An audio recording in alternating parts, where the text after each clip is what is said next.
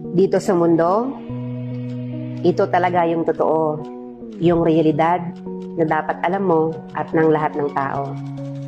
Naparito kang hubad, aalis kang nakahubad. Dumating kang nangihina, lilisan kang mahina. Iniluwal kang walang salapi at mga bagay, maglalaho kang walang salapi at mga bagay. Ang una mong paligo, may naghugas sa iyo. Ang huli mong paligo, may maghuhugas sa iyo. Ito ang buhay, kaya bakit labis ang mali siya, ang inggit, ang pagkamuhi, ang galit at pagkamakasarili. Maging mabait sa lahat at gumawa ng kabutihan. May hangganan ang oras natin sa mundo. Huwag sayangin sa walang kabuluhang bagay. Manalangin at higit sa lahat, huwag na huwag nating sasambahin ng pera.